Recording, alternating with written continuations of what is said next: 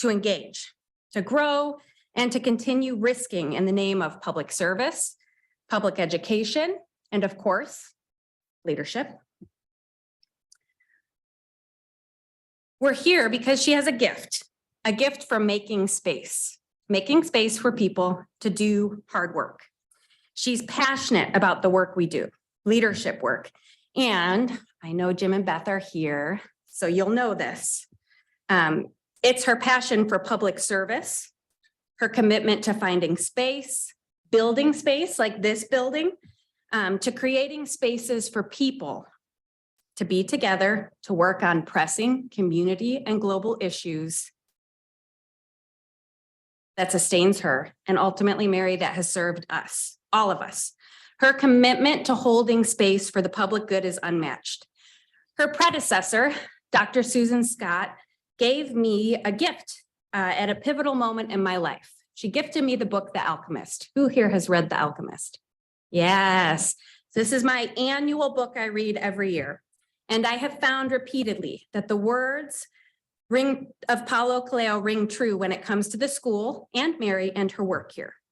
The simplest things are also the most extraordinary things, and only the wise can see them.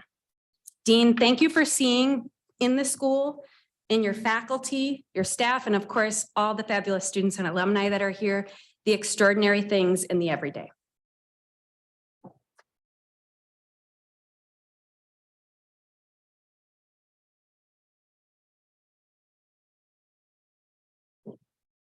Thank you, Trish.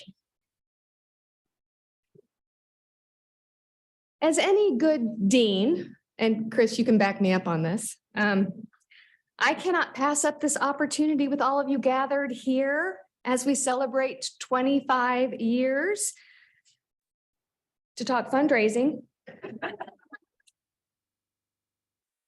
The spirit of leadership is not, nor has it ever been, a fundraising event. So you can breathe easy. But I will take this opportunity to share that we will be inviting you to celebrate our 25 years and invest in the good work that we share tonight through an end of the year appeal. So watch your inboxes and your feeds and your mailboxes, but that's later. So this week we celebrate Spirit of Leadership, 25 years of leadership studies. Yesterday, we gathered online, folks joining us from all around the country and all across the globe. And after some time as a full group, we broke into sessions, and I had the honor of facilitating with Aubrey Abbott Patterson, the very first graduate of leadership studies.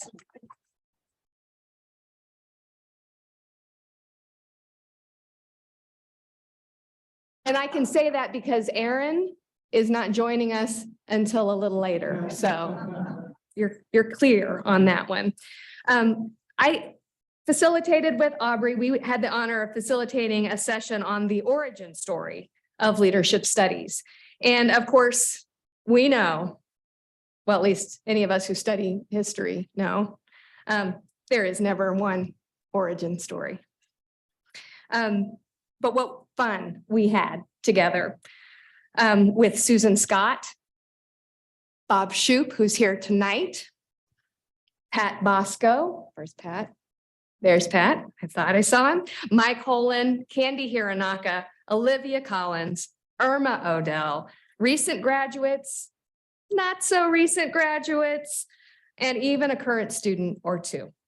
We heard some stories, shared some memories, and learned how some remarkable people came together to make all this that we celebrate tonight possible. Warren Staley, one of those remarkable people, is with us tonight as well, and has been sharing his fair share of stories as well while he's been on campus. It really was an improbable proposition, leadership studies. It really was. But these founding spirits, including and especially including the students of the time, they made it happen. And we're also very grateful. So the Staley School of Leadership, we've shortened our name and expanded our role. We've actually had a growth spurt. We've had grown our place and our people, and we're energized to be the home to the University of Office of Engagement, the University Honors Program, and the Office of Nationally Competitive Scholarships. We've grown our team too, to include new roles that will help us address the needs of enrollment management, growing student programs, and the ability to serve our students and our communities. We come together for Spirit of Leadership tonight to celebrate growth, but also to refocus our energy and our minds on our purpose as a school. So who are we? What do we care about? What do we want to contribute in this world? And how are we going to do it? These questions are important to me. They've always been important to me. I started my career in higher ed as a scholarship advisor, working with students to chart their paths. And what drew me to scholarship advising was my own personal experience as an undergraduate here at K-State. Okay, it's possible that it was even earlier. In my family, there's a story that goes that when I was 5 years old, I asked my dad, then a 40-year-old pastor, what he wanted to be when he grew up. And apparently it made him think. He smiled and he said, I don't know, but I like figuring it out. He is now 92, a retired pastor and active storyteller, and still happily figuring it out. But at K-State, I applied for several national scholarships and had the great fortune to work with then scholarship advisor Nancy Twiss. I had a great education here. I learned from knowledgeable faculty who sparked intellectual curiosity and were invested in my academic growth. Caring administrators and staff, Pat, provided students opportunities to cultivate and demonstrate leadership. All still true, by the way, all still true. But it was the scholarship process that shaped my college experience. It really shaped me. Nancy steadily, earnestly, and with great grace guided me through a process, grounded in a series of questions that helped me determine both my grand plan and my next steps. The questions, simply put, are who am I? What do I care about? What contribution do I want to make in this world? And how am I going to get there? It was a focus on purpose and path, and it was a gift. When leadership studies came around a good decade after I graduated, it cast a much wider net than the targeted scoop net of competitive scholarships, which was its genius, and I'll come back to that, but it shared the same focus on purpose and path.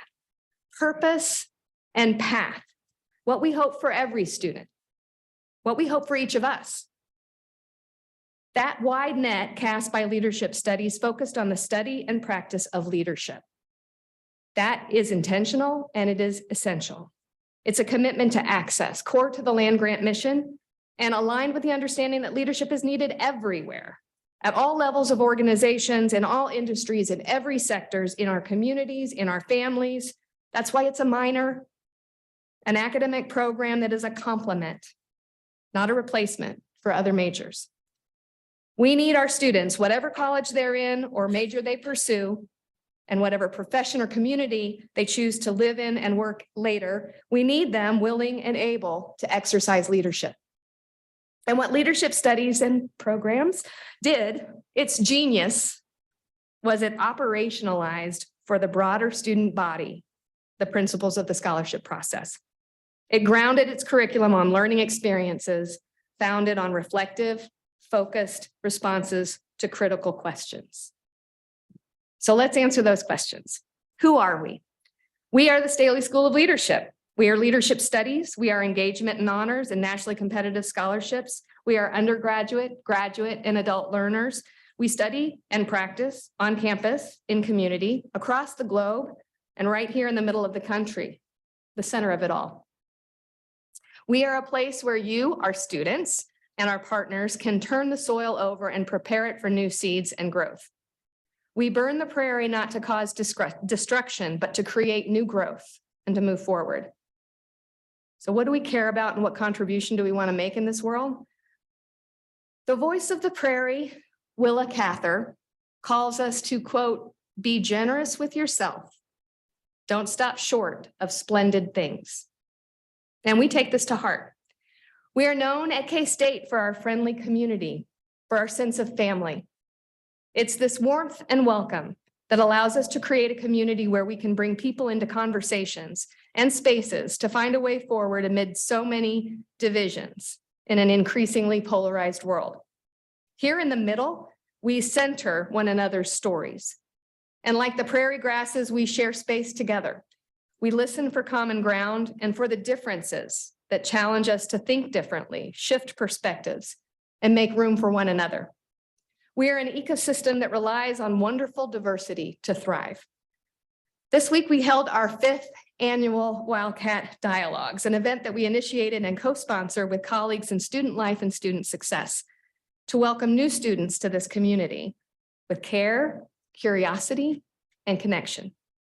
We contribute to our communities through our commitment to engage. We engage our students, engage our field through our studies and scholarship, and together we engage communities, our neighbors and partners in our state, our country, and our world. Before the pandemic, we had plans and conversations surrounding online learning through our academic programs. How can we reach more students, more continuing learners, the global population? We knew that access to our work and to learning online was needed, and we were a bit uncertain. How could we provide the same type of engagement that so many of you remember in our classrooms through a screen? People need acknowledgement of their whole self. We knew this, but it was underscored in a time of global disruption. But it was non-negotiable. We had to move forward. The prairie set fire and a new growth was imminent, whether we liked it or not. But thanks to our preparation and our leadership learning, our ability to both sit in contemplation and to act, we made it, and with accolades from our students about how much they enjoyed their leadership courses, how the instructors were engaging and personal and inspired meaningful work and conversations. And we act with leadership, we adapt with leadership, we contribute in so many ways, and recently have experienced growth and change that demonstrates just that. So I'm going to share a few highlights. We have welcomed new faculty, staff, and graduate assistants to move our mission forward. I want to introduce you to them. Caitlin Barnett, Katie Barkley, Mac Benavides, Myrna Bonilla, Shaquila Harrison, Tracy Hurt, Karina Macayo Michelle, Beth Powers, and Marie Streetman. You want to stand if you're here?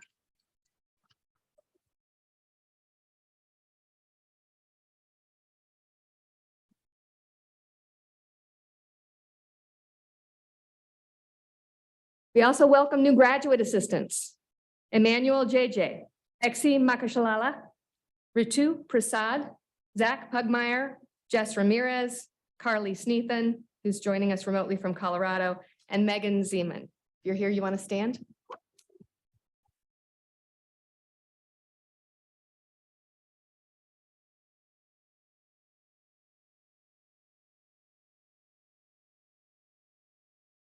The Office of Engagement joined the Staley School in the last year and is visiting communities across Kansas with President Linton to celebrate K-State partnerships with the public and private sector and to learn about how K-State can collaborate to address the needs of communities.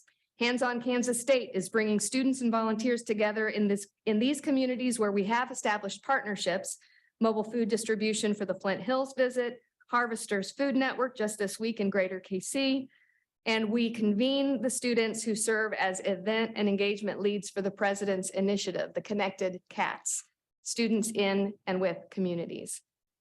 Staley School service teams, domestic and international, were all back in 22, visiting our partners, new and old, across the state and region and the world. And our site partners are so happy to have K-State students back in their communities. Not as happy as we are, but I know that they're still happy. Our graduate students and research faculty are presenting new and innovative scholarship at international conferences and through academic journals, highlighting our coalition, moving in directions to connect on complexity, civility, discourse, and practices in democracy. The latest report from Third Floor Research, our research initiative partnership with Kansas Leadership Center on Latino leadership, is published and will be released this month. After this event, please explore this research in room 123. The honors program is experiencing growth in applications this year and has exciting plans working with housing and dining. Thank you, Derek.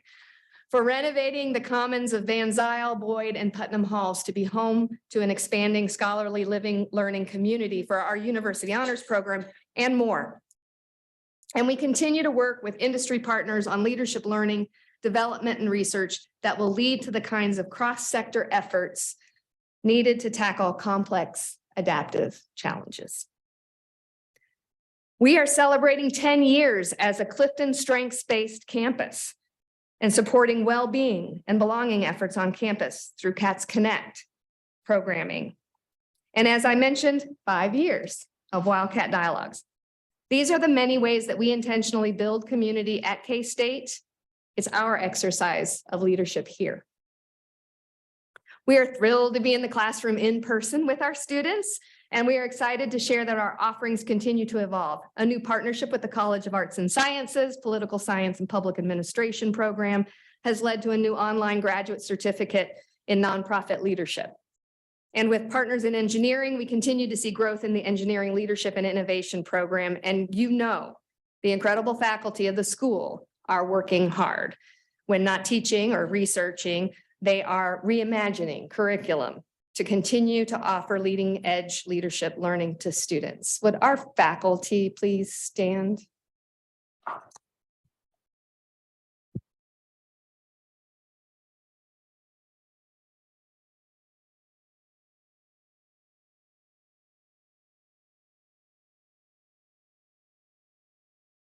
We will soon launch a new graduate course in partnership with the College of Health and Human Sciences on leading change. And speaking of graduate programming, we now have over 40 doctoral students in the leadership communication PhD.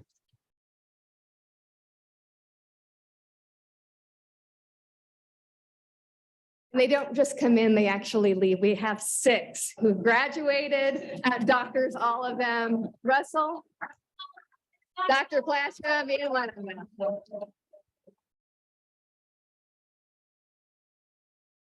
And our adult learning programs continue. This year, we hosted the 6th cohort of Mandela Washington Fellows for a Civic Leadership Institute.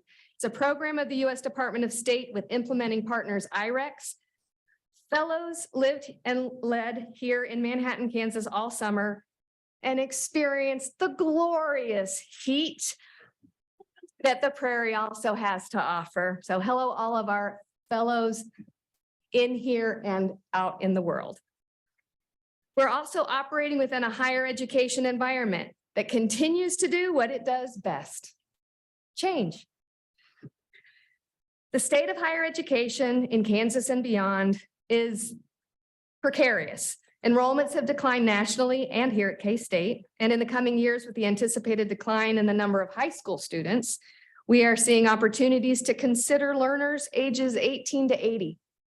We see an opportunity here to continue to deliver excellence in leadership education and development and to seek out where and how we can contribute. As a member of the ecosystem, we will learn new ways to balance and to build that are, of course, ethical, caring, inclusive. So how are we going to do it? Good question. Looking back, my experience with leadership began with a scholarship application and 3 simple questions. The questions and the process required me to spend time thinking and considering. And that same opportunity comes to every student who engages at the Staley School. It's an opportunity that's actually available to all of us. We create a unique opportunity for personal development through practice, engaging the head, but also the heart and the hands. We send our students, undergraduate and graduate, out into communities and focus on culture and what the big calls are. How do we continue to build community in a politically polarized and systemically fractured world? Candy Hiranaka shared with the school on a visit earlier this fall this teaching from Buddha. Teach this triple truth to all: a generous heart, kind speech, and a life of service and compassion are the things which renew humanity. So we challenge ourselves in our world to do just that, to create community, belonging, and increase personal well-being. Every time we engage with others, every time we have a project or a learning experience outside the classroom, we ask, how can we do good better? Who are our students? Where are they? How do they want to learn? What do our communities, our state, and the world need from us? From our students, from our graduates, from our research and scholarship, from an engaged university acting on and living out its civic purpose. The answers keep changing, so we keep changing. We have to be ready for anything. As we reflect on the last 25 years of leadership studies at K-State and look forward to the Staley School's next 25 and more, how will we continue to prepare, to listen and learn, to act, to serve, and to lead change? We know we need to have purpose and path, engage with each other. And we're 25 years old now. What are we going to be when we grow up? We don't know. Not in detail anyway, but we sure look forward to figuring it out. Thanks for figuring it out with us.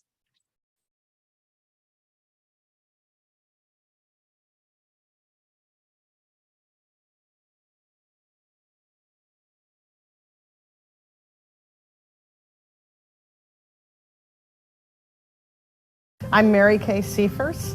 I am a professor of teaching at the Staley School of Leadership, and I've been around for a long time. In fact, I think I took my first class. I actually took a class. That was my first association with the school. I've seen tremendous growth. Obviously, when I started, we had an actual house at 917 North Manhattan Avenue. And so my first office was in a bedroom. Yeah, so the school has grown a lot. We've added more staff and more faculty too. From just a few students in each class to what we have now. At the time when I started, we just had 3 core courses. That's all we had. We've added the Office of Engagement and the Honors Program and the Office of Nationally Competitive Scholarships. I think this growth comes from a place of really being with students on a daily basis and connected with our stakeholders in Kansas and beyond, and listening to both the students and the stakeholders, and every day saying, what can we do to better serve those folks? It's that like old saying that those real world experiences truly set you up for your future careers, and that's definitely something that I have seen true for me. So looking at like internships and post-grad plans and all of that, like getting to speak on these hands-on experiences, getting to speak with the different people that I have engaged with through the Staley School and engaged with just at K-State in general has definitely set me up for a lot of success moving forward. Most of our teaching try to challenge participants, students, or learners to think beyond the box, like bring you out of your comfort zone. So through those lenses, you try to see things differently, you try to approach the world differently, and you decide as an individual that, oh, I can contribute, I can do some things. I hope that folks realize what a tremendous asset that we have at K-State in the Staley School of Leadership. I've worked at other institutions that do not have that same visible, intentional commitment to helping ensure that students really fully experience what the phenomenon of leadership can be. So what excites me for the future is essentially students' future solutions, and we don't know what they are yet. So we just have to continue to create a place and a space that can foster those ideas. I think there are always amazing ways to engage students, and I think the Staley School is special because we're always kind of focusing on that and trying to engage as much as we can. I'm most excited about the future of the Staley School because I know that there is growth and there is innovation ahead. So We know that our students are continuing to change, our state and the needs of our state continue to change, and I really think that we can equip our students and our communities well to meet those needs. You can all collaborate in one way to make sure that you're working efficiently and that you're having the impact that you desire. K-State has a lot of really big school opportunities, but also has a really close-knit feel, and I think that combination really creates the space for some amazing learning to happen. When I think about what our world needs, what our communities need, and what our students need, the Staley School has the opportunity to engage them in meaningful ways while they are students here and as they move into those communities.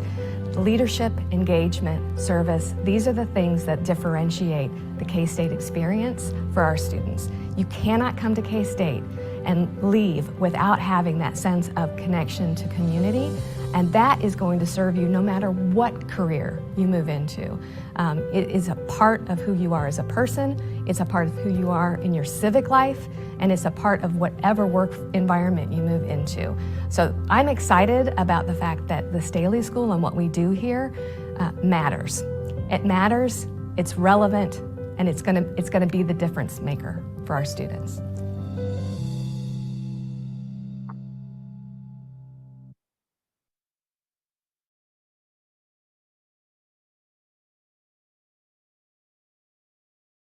Okay, so you want to be even more blown away? I don't think Dakota's here, but that video was envisioned, produced, cut, finished by Dakota Turney, who's an undergraduate student here at Kansas State University.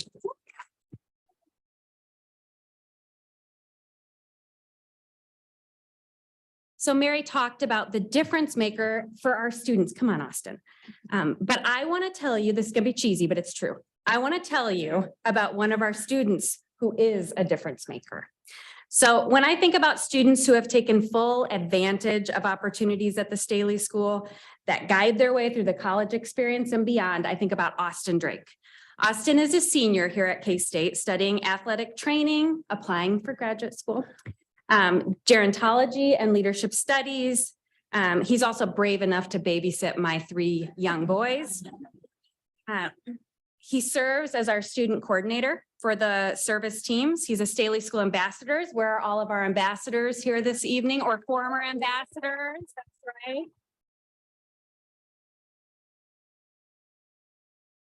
And he was a student staff member for the 2022 Mandela Washington Fellowship Program. And that's what I want to tell you about Austin.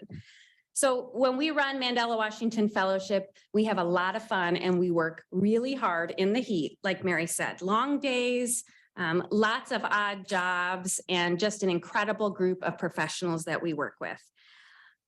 Austin worked hard and he had fun. He taught the fellows, professionals from throughout sub-Saharan Africa with serious work that they are doing on big global issues. I mean, people that sit on their national governments, that write policy, that research. He taught them how to do the timber dance. Now, he tried to teach them Footloose, but he decided it was too hard. So timber was an appropriate wedding dance that everybody needed to know. But he also volunteered. He volunteered to be, after 40-something days of constant work, Austin volunteered to be on the 3 a.m. airport team. So this is the graveyard shift, right? What that signaled to me was that he wanted to be part of the fun, the best stuff we got to do, the silliness and the dancing. He also wanted to be there for the hardest parts, the goodbyes. Emily was there too. We shared a lot of Kleenex that morning, didn't we? The goodbyes, saying goodbye to people that you love and you don't know if you'll see again, and sending each other off out into the world with a common connection, commitment to leadership, a commitment to service. So Austin is here to share about our next part of the program, honoring our leaders in residence. Thank you, Austin.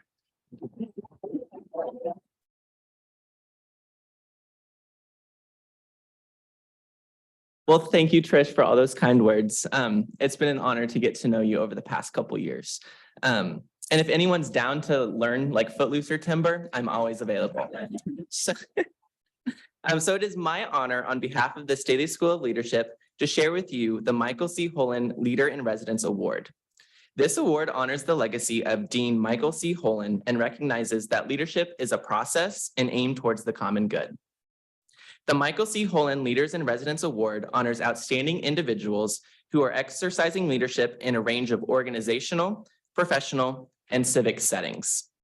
Recipients come to campus to share experiences and engage in rich and challenging conversations with our students and the Kansas State University community.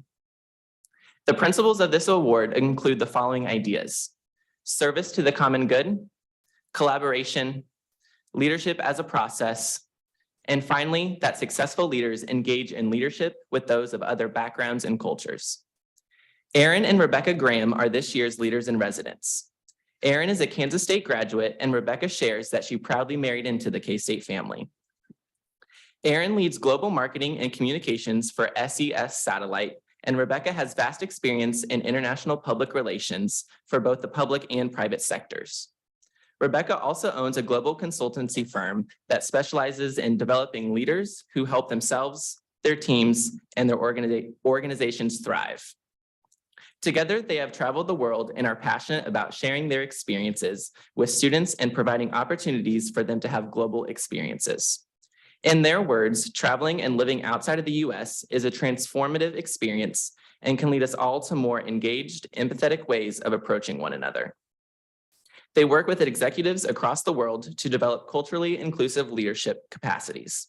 And they give generously to programs at K-State that provide opportunities for students to travel the world and service teams in international studies. Earlier today, I had the pleasure to sit down with Erin, Rebecca, and some other ambassadors over lunch. During this time, Erin and Rebecca took the opportunity to get to know us as students and how we view leadership. They asked us thought-provoking questions that showed how much they're interested in students' growth. And we also had a great discussion over the inclusive culture here at the Staley School, which reminded me just how lucky I am to be a part of something so great. And along the way, Rebecca found a new love for the ranch at AJ's. So thank you, Erin, and thank you, Rebecca, for spending so much time with us this week, sharing your story and hearing ours. Thank you for giving students the opportunity to learn and practice leadership across the globe. And I present to you the 2022 Michael C. Holland Leaders in Residence, Erin and Rebecca Graham.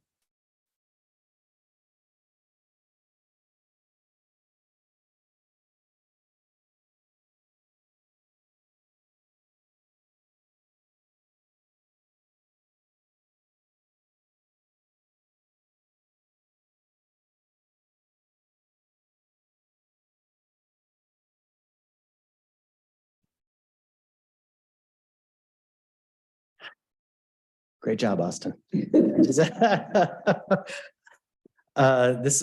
has all been really an amazing experience for us this week, and it's all been kind of overwhelming, and it's kind of hard to know where to start. But luckily, I made some notes to help me figure that out.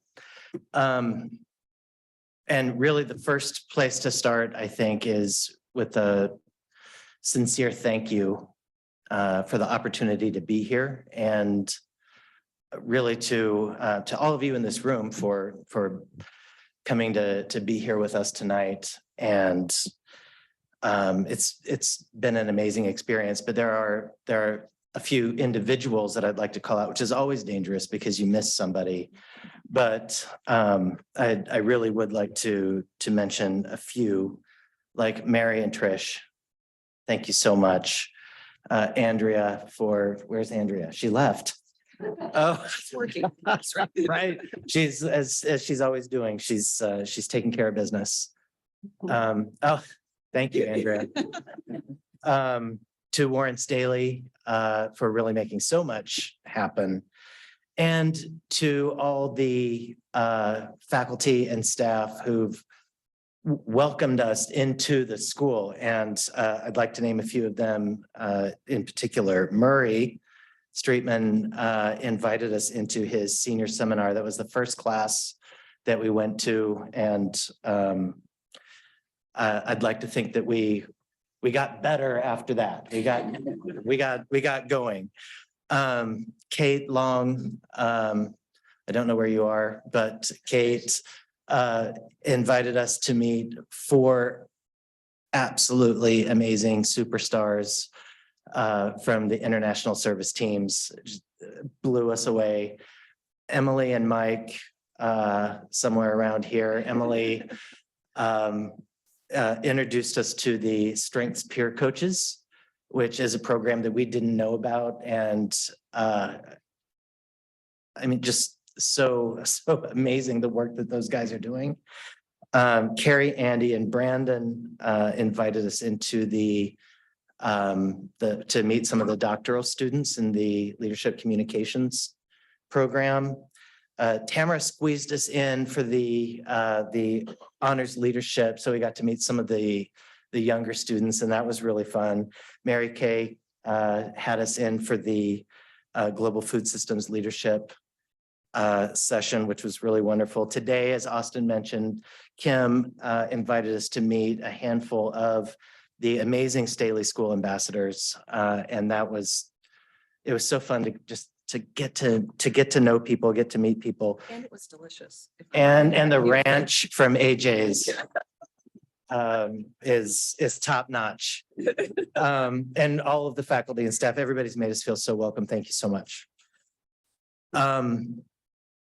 When Mary reached out to present us with the honor of being named the Michael C. Holan Leaders in Residence for 2022, she invited us to spend the week here at the Staley School, getting to know the school, the programs, the people.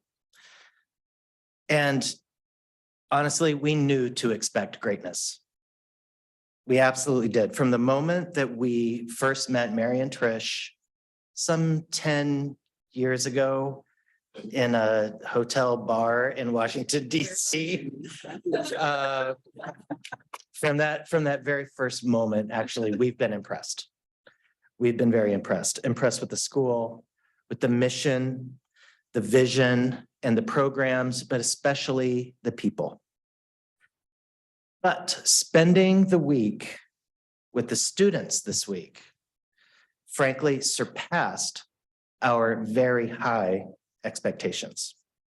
The students we engaged with were, without exception, poised, mature, intentional, self-aware, empathetic, gracious, humble, confident, and ready.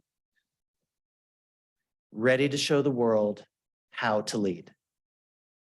And Rebecca and I talked about this. And I mean, these men and women are going to leave college in a position that we couldn't have even imagined, so much better adjusted, better prepared, better positioned to lead than we could have even thought about when we left college nearly 30 years ago.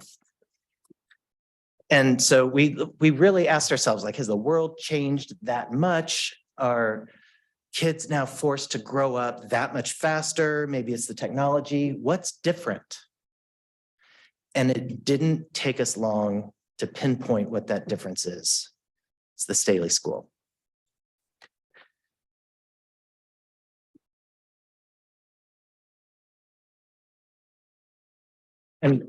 And what we've seen this week just reinforces what we already knew, that this school is developing leaders that can and must change the world.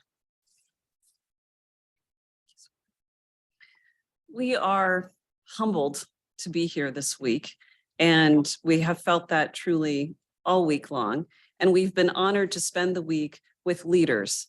And the leaders include the students who have asked us challenging questions, who have impressed us with their understanding of complexity.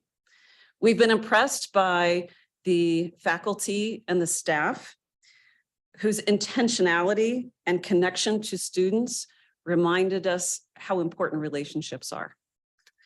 And when we think about the future of leadership, we'd like to offer that leadership is personal.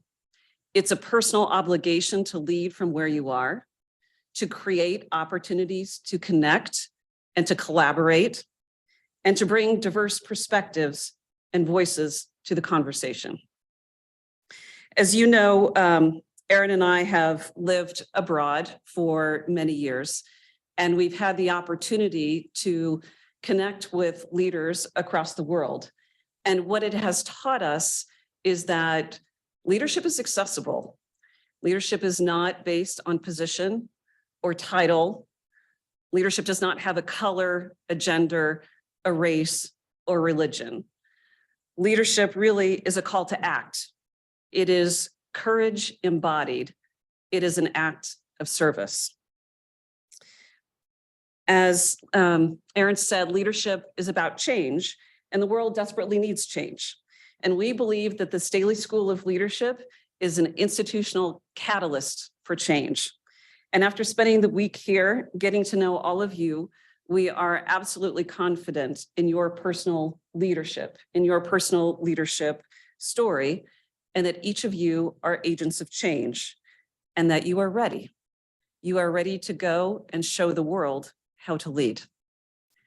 Thank you for allowing us to be here this week, and thank you to Mary and the Staley School of Leadership. About you guys.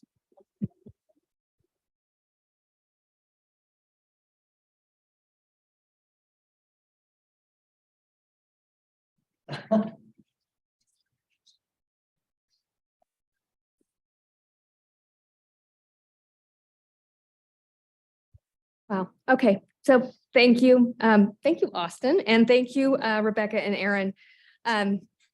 Yes, when we first met, wherever that might have been, we bonded over a shared belief in the power of global learning and cross-cultural exchange. And it's always a delight to meet strangers who feel like friends, and you are friends indeed.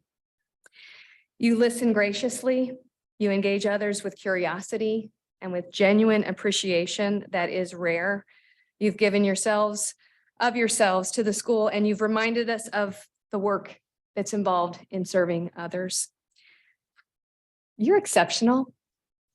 Thank you. Thank you for being here, and thank you for being our leaders in residence.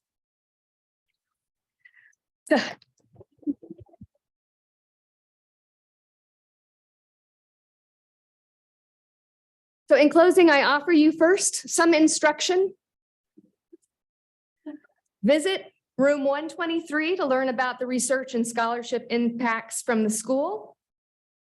Take a photo in front of the backdrop if you would like. Share your celebration on Snapchat with a very special feature filter thing that people use on Snapchat-ish things and such.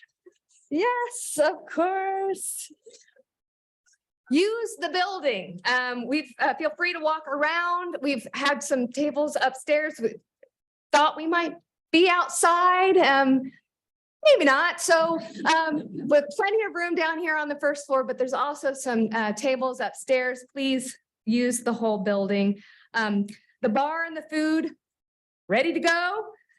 We have great company, music, and we are glad you're here. So please stay and celebrate. And in benediction, that's what I do.